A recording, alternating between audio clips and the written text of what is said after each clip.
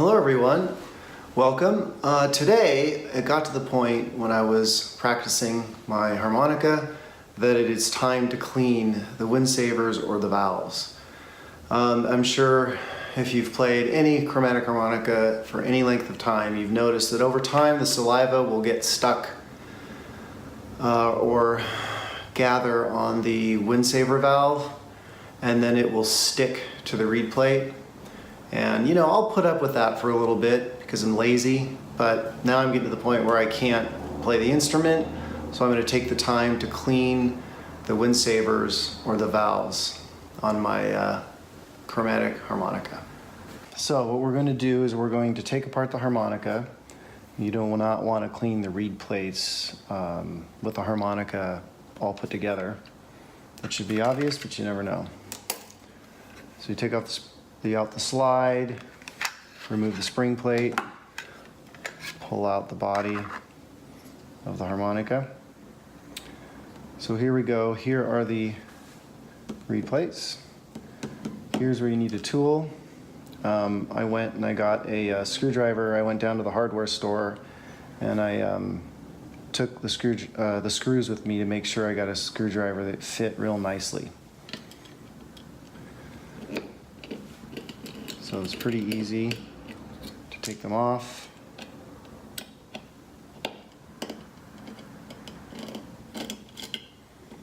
Now I put them in the harmonica case so I don't lose them. And you don't need to worry about putting these screws back where you got them. They'll go anywhere.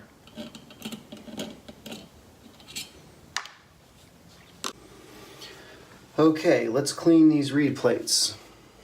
So you want to use lukewarm water, or maybe a little bit warm. You just don't want it hot. Put a little bit in the dish.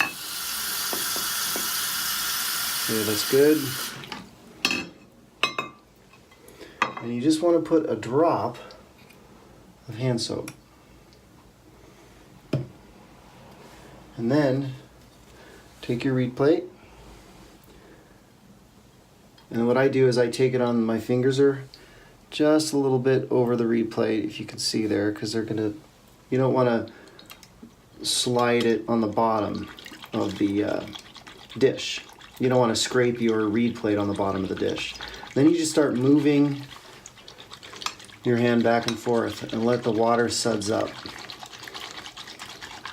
And what's happening is the warm water is going underneath the Windsavers and valves and rinsing off any saliva that's stuck on there. You don't need to worry about damaging your Windsavers or valves. They can completely handle it. In fact, they don't mind water. And I didn't use that much soap, so there's not going to be any soap buildup.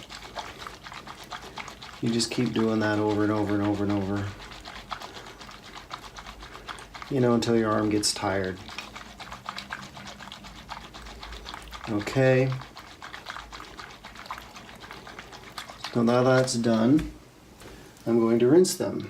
So turn the faucet on, make sure the water's not too hot.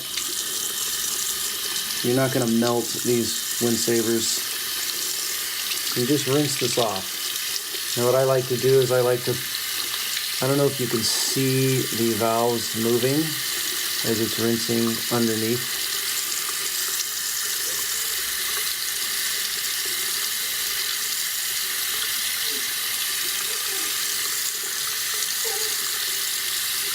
Okay, that one is done. I put it on the paper towel. Take the next one. And I just keep washing it exactly in the same manner I did the other one.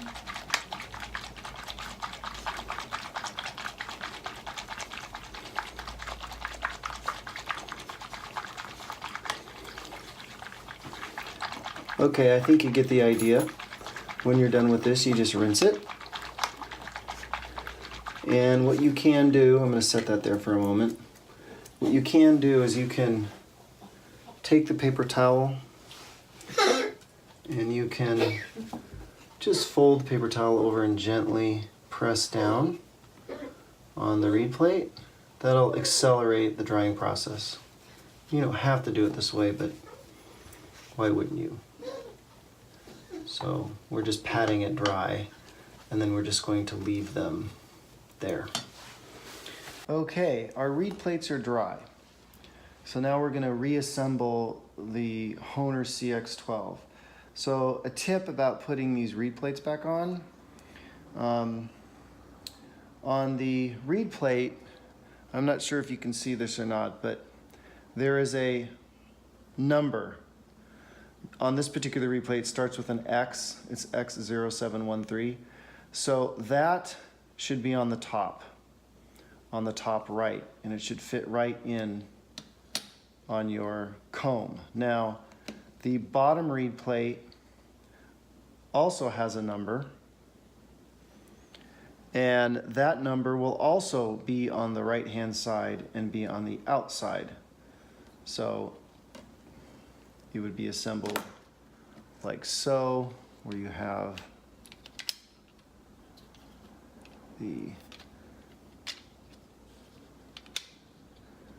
so on the right side bottom, you will see that there's the number that is facing out, as it is on the top plate.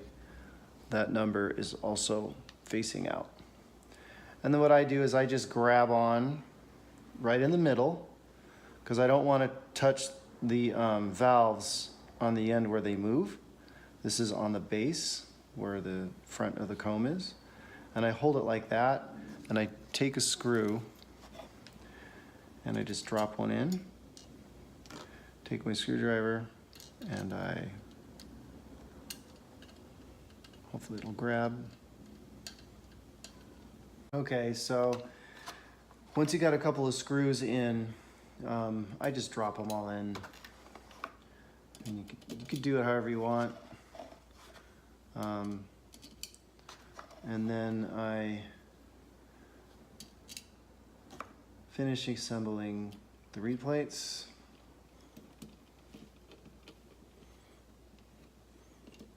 Now, what's really important is tightening these screws down.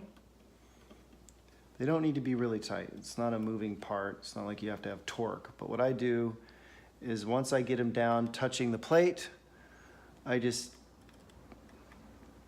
gently tighten the screw till it stops. The screws are tightened, the reed plates are assembled. So now we're just going to put the harmonica back together, which requires no tools. Take the housing, grab the inside, grab your harmonica. Now you'll see there's these little tabs right here, or slots, I guess. And they actually go inside and line up. And you'll know it's right when you put it in. So that's nice and snug. And then the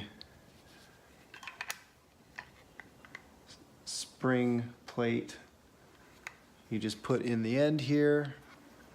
Comes with instructions. You would already know how to do this if you have a CX12 harmonica. And then you pop in the slide. And you're all done. You have a clean harmonica that will play like new.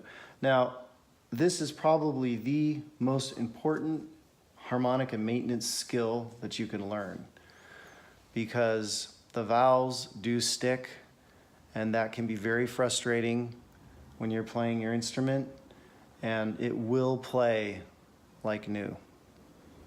All right, until next time.